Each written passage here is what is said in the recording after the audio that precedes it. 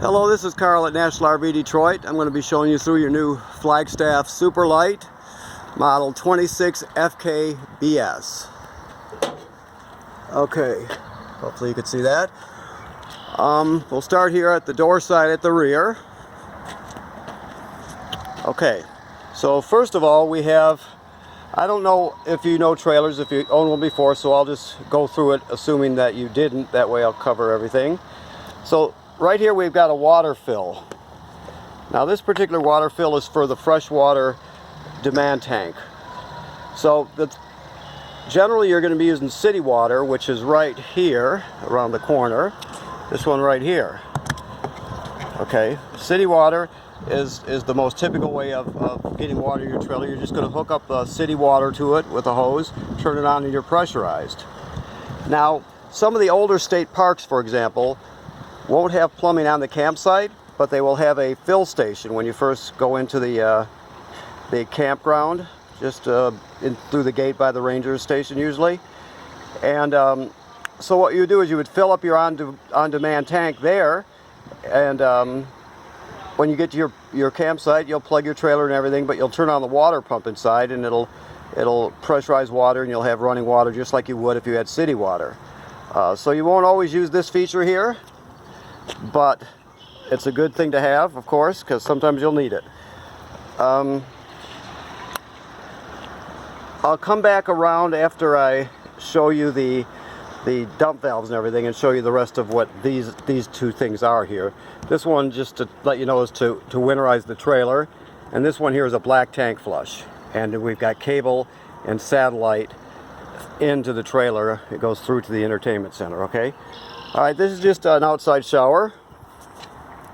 Hot and cold water. It's got a sprayer on it. You can use it on kids and dogs and feet and bicycles or whatever you choose to use it on. You've got power stabilizer jacks on this one. The switch is right here. One switch at the rear operates both jacks. You can see them going down. Okay. Now you don't lift the trailer with these. You're just gonna take the shake out of it. It's just to stabilize it. So you go about to there, and obviously you come up this way just by going the other way. I guess that's pretty self-evident, huh? So one switch for both rear jacks and another switch up front for both front jacks. Okay. You have a power awning with an LED strip. I've got the light on right now. You can see the LED strip, I believe. You have two doors on this trailer. The rear door goes into the bedroom. Both of your steps are the fold-down type. They're very stable. People like them. So you're just going to bring this one down like that.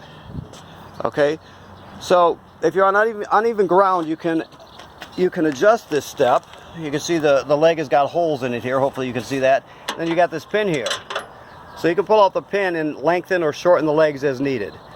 You want it to be pretty flat up there at the threshold of the door, so the door can close properly. Okay, so you just have to adjust it as needed. Okay.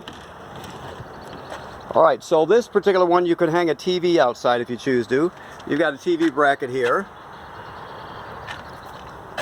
You've got power here. Hopefully my shadow's not messing up your view here. And then you've got antenna through here. So that will hook you right up to your antenna. This rail is for you've got a metal utility table that can hang right here. I'll show it to you. It's in the front compartment right now. Okay. Outside speakers, the grab handle. This is just the service panel for your refrigerator. You don't really have to go in there. It's just for service.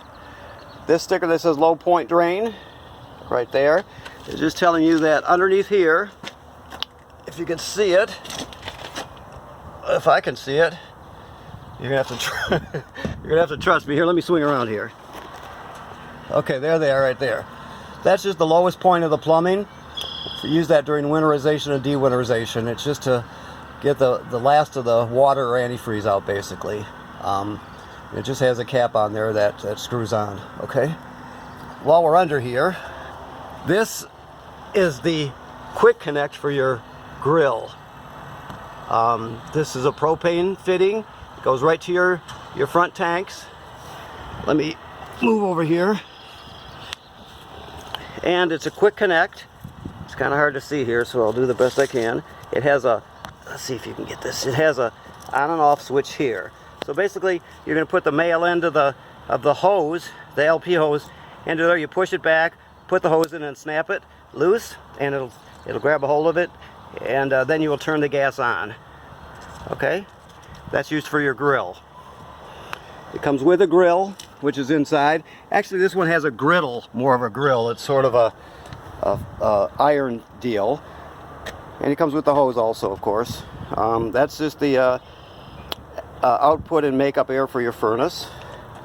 This is your water heater on the outside. Now, this particular water heater works on both gas and electric, so you have to keep in mind that there's a switch here. Let me get the tape off of it. Right there.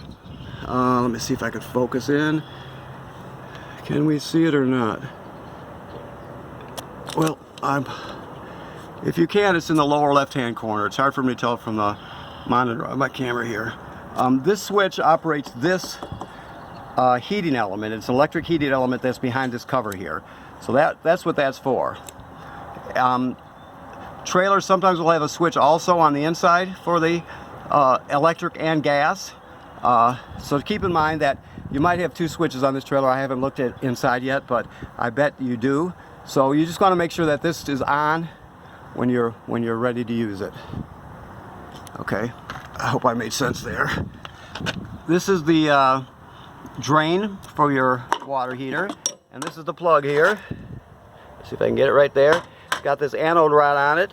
Anode rod is a sacrificial rod. Basically, the idea is if you got minerals in the water that would normally attack the tank of your water heater, this is an easier target for them, so they attack this rod and eat it away instead of your lining of your water tank for your water heater. So it'll eventually get eaten away, maybe some years down the road, 3 years, whatever, you'll have to replace it. It just depends on with the mineral content of your water. Okay, whenever you take this plug out, always let the pressure out here first. That way it won't, if you don't, it'll come shooting out of there like a cannonball and followed by a gallon of water. So you always want to let the pressure out. So when we get inside, we'll show you the switches and how to operate the gas feature on the inside, okay? Switch for your front stabilizers. Okay. This is just for a solar battery charger here. It's an option if you want to purchase one. You can plug it right in here, and it will it charges your battery, and that's all it does. So it's got limited value, but it's something that can get you out of trouble. Okay. In the front compartment here, this is your griddle that I showed you. The hose that I spoke about hooks onto there. Hopefully you can see it. This is the hose here. You see here this is the end that will go on the grill, right here.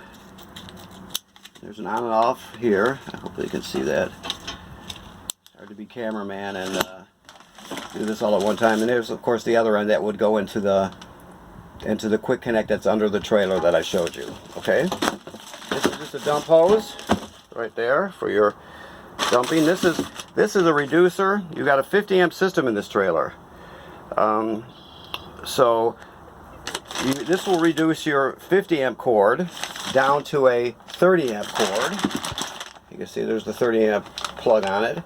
And then if you need to go to household current, you can plug this into it, and it'll bring you down to a regular 15-20 amp household type plug right there. I'm sure you recognize that. Just remember, you cannot run the air conditioner when you're plugged in at home on a regular 15-20 amp system. The air conditioner draws close to 30 amps when the compressor cycles on, so it'll eventually pop a circuit breaker. Everything else in the trailer you can run no problem, but when you're plugged in at home you can't use the air conditioner, okay? Alright, and this is just the rack that your grill hangs on right there. So you've got some cranks here. This top crank is for your power tongue jack. Now if it happens to fail, I'll walk around to the front. If it fails and it won't operate, you can always pull this plug out, right? Let me see if I got it in here. Let me get a better picture if I can. Right here, you can pull this plug. That crank will go in there and you can crank it manually.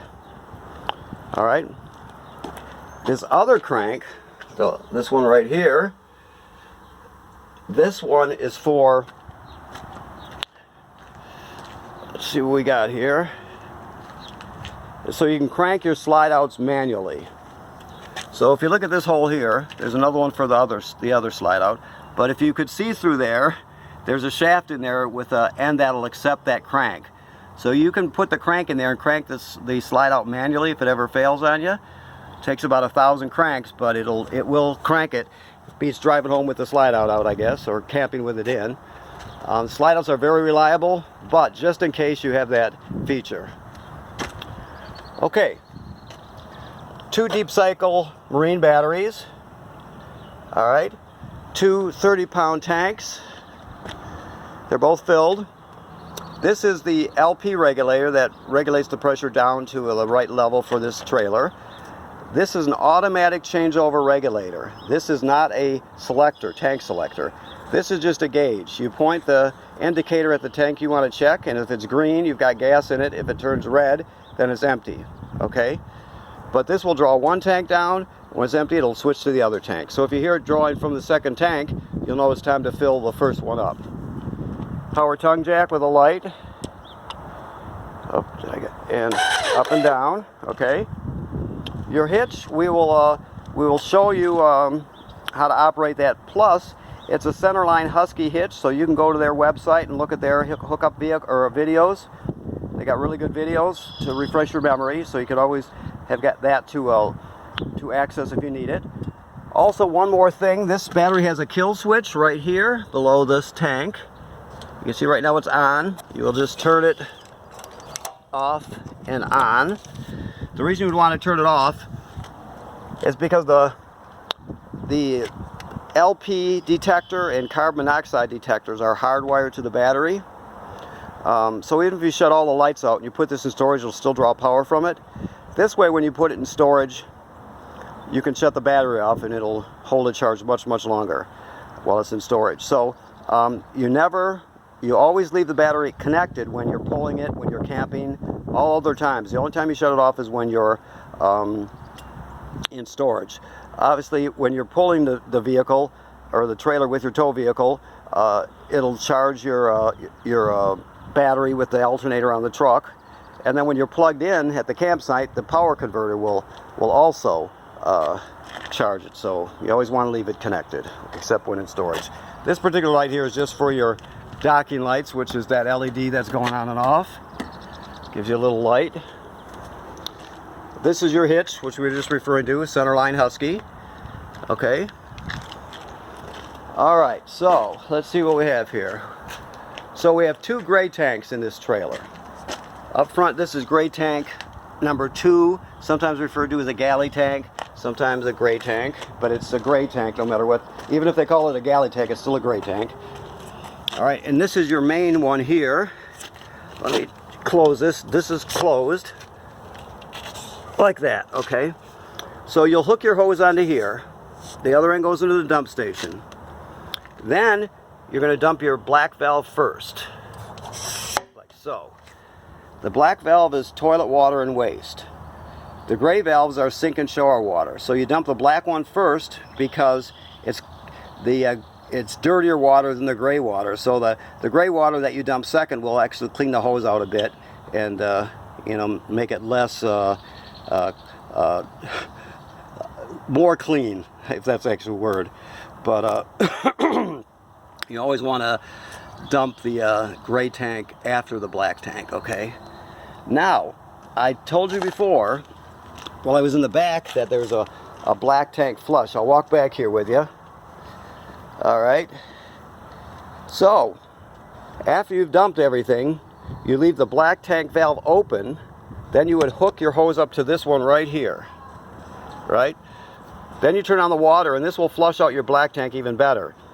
It cleans the tank, and it also cleans the sensors on the tank, so you get a good reading at your monitor panel to tell you what the levels are. So it's a good practice to use this after you've dumped it. Okay, but always, like it says right on the sticker here, always have the black tank valve open before you turn the water on. Okay, this is a 50 amp cord. This is not your cord is inside the trailer, but it's the same thing. And I talked about the adapters. You can see there's a 50 down to 30, and then you have a 30 down to regular 15-20 amp home service. Okay, you have a backup camera. The backup camera turns on when you turn on the running lights. With most trucks, you can't just leave it on automatic. Your light's on automatic. You actually have to physically turn it on to get this to work. Okay. You also have a hitch back here, just a 2-inch hitch, and this one is rated for 300 pounds, so keep that in mind. But you can put attachments on the back. They got bike rack attachments, and they have boxes or platforms that you can bungee strap things to, whatever. But remember, 300 pounds is the limit. Alright, and you also have a ladder. This is very important now. With this trailer, as with all trailers, you have to inspect the roof. So you figure you're going to inspect it when you de-winterize the trailer in the spring. You'll go up there and look around. When you winterize it in the fall, you go up there and look around. And then once in the middle of the summer, you'll go up there and look around. You're just inspecting. What you're looking for is cracking or separation up there. The roof is sealed with something called Dicor, which is a lap sealant, and so you look around and you look for cracks and separation starting, and when you see it, because some year you will, you just don't know when, that's why you inspect it. You can go for years and years and years without having to reseal it, but that's why you're inspecting it, just to make sure, because you don't want to get water into the trailer. So when you see an issue, either take it out and get it taken care of, or educate yourself so you can do it yourself. It's very simple, and it's very, very important. You have to inspect your roof and have it maintained if you need it, okay? All right, I think that's good on the outside. Let's go inside. Okay, first of all, we see the monitor panel. So what we're going to do is we're going to send out slide out 1, which is the main slide out. So you're going out here. Always make sure, like on this one, there's cupboard doors and drawers. Always make sure that those are closed before you're bringing it in or out. You don't want to damage anything. Okay, so we're going out. It goes out over the floor, and then when it gets out, it'll drop into place and make a ratcheting noise. Like that. As soon as you hear that ratcheting noise, you take your finger off the button. That noise is just to keep it from overextending or over retracting. It's supposed to do that. And then you have number 2 slide out, which is the bedroom slide out. I'll show it to you on the in position here. So here it is right here in the trailer. You can see that. Okay. So we'll just do this one here. Number 2 out. And let's see if we can see it down there. It goes out over the floor also. It drops into place.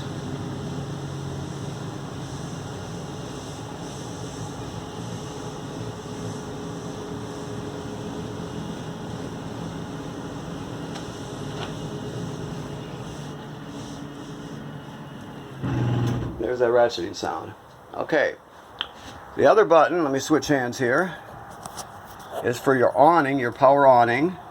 So you extend it right here. See, it's going out right now. Let's see if I can get a good picture of it.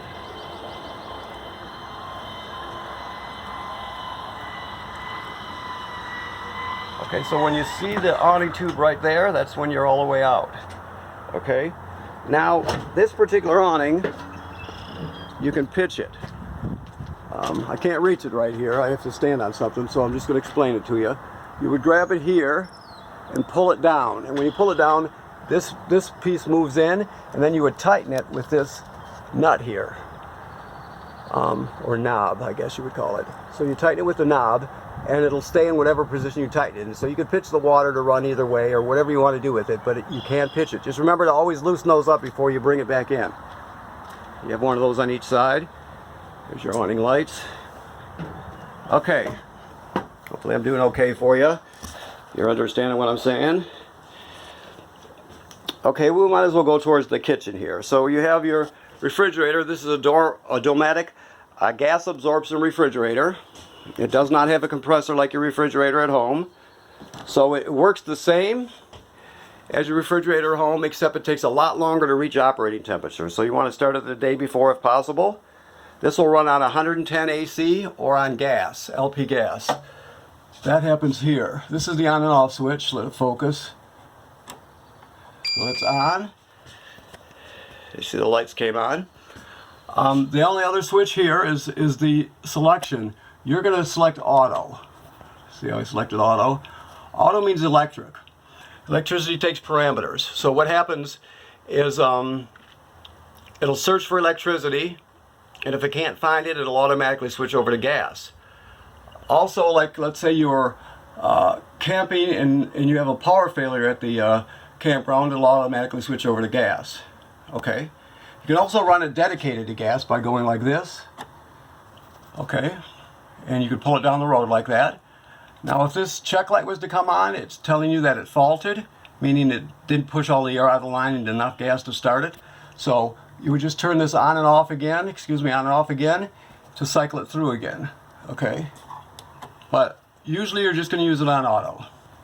One more thing with this refrigerator. This thing here is called a thermistor. It moves up and down in this bracket here. If you look at the decal there, the higher you go with it, the colder the refrigerator, the lower you go with it, the warmer. Basically, you're going to keep it up all the way almost all the time. I mean, if you're out in cold weather in the early spring or late fall or something, you might have to back it off a bit. But generally speaking, you're going to keep it up all the way. Okay, so this right here is a filter for your water. It has a canister you can use to put that filter in, and this is the wrench you would use to get the canister off. Most people don't use the filter because they don't drink the water anymore. But if you choose to, you can put it in. If you use it, you have to change it every year. So you would put a new one in the spring and throw the old one, or throw an old one out in the fall. All right. Okay, let's see here. This is the power converter right here.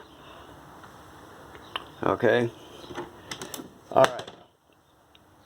So, basically everything that can run on 12 volts DC in a trailer does. Some things have to be AC power, like the air conditioner or the microwave, that sort of thing. So you have regular household circuit breakers here, and they're labeled 110 AC power. Then the rest of the power is converted down to 12 volt DC over here. You have regular automotive style fuses, and those are labeled. Okay. If one of these fuses were to blow, you could actually see it through this tinted plastic, so you know it. Also, this is a battery tender, so it'll sense how much energy your battery needs, and if it's totally charged, it'll just trickle a couple amps. If it's low, it'll send 10 amps or whatever it needs to keep it charged, as long as you're plugged in, that is. You have to be plugged into shore power. Okay? Alright, so the range, you have a bifold cover here, and this you just spark to light it. So let's see here. I don't know if I'm going to do this without holding the two hands here. Let's see. So basically, you're just going to push that knob in and you're going to spark it. So you're going to, let me see if I can show you again here. See, once hold on, let me get this one. There you go. So the oven is a little different. It's a larger oven though than you're normally seeing a trailer. If you've seen it before, that's quite a bit larger. You can see under here, I'm going to turn it sideways for a second. You can see it sparking there. So what you do is you go to the oven knob, you put it to pilot. Here, let me back up so you can see here. I'm doing lousy camera work here. Okay. So you're going to turn it to pilot, then you're going to depress it and hold it, right? Like this. Then, I can do this with one hand, you're going to spark it. When you do that, the pilot will light. Okay?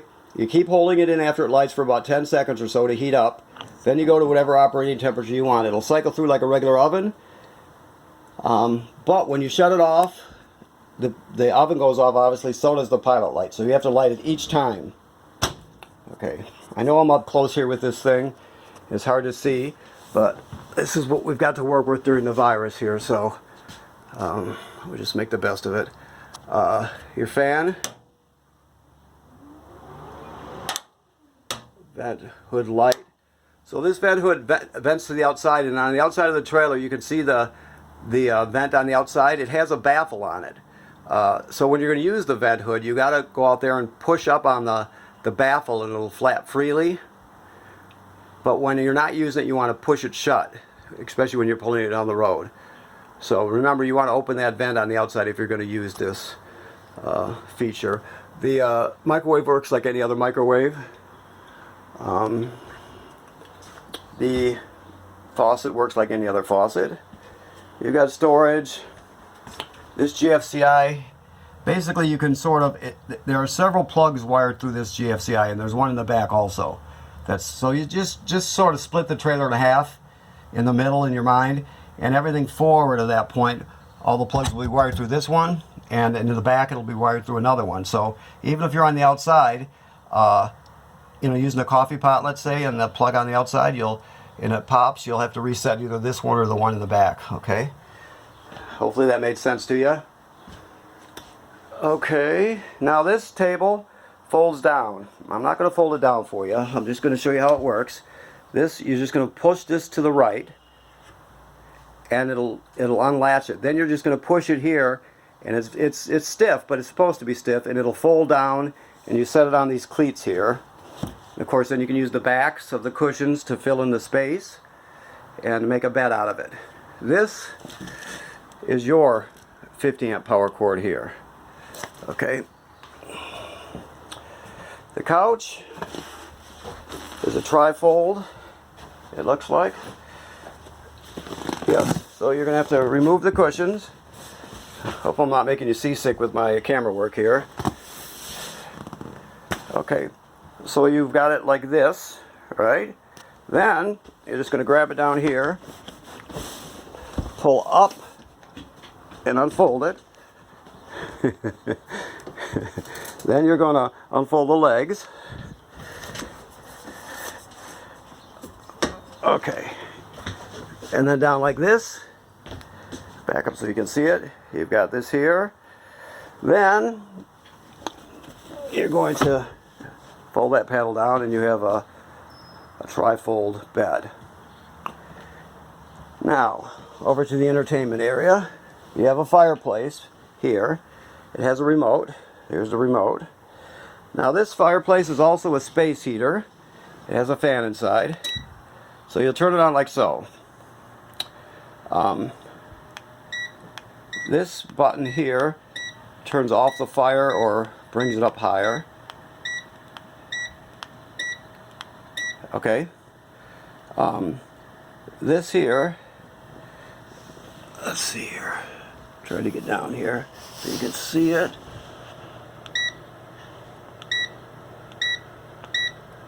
Okay. It's a fan speed, and then you can set the temperature this way. So it has a thermostat also.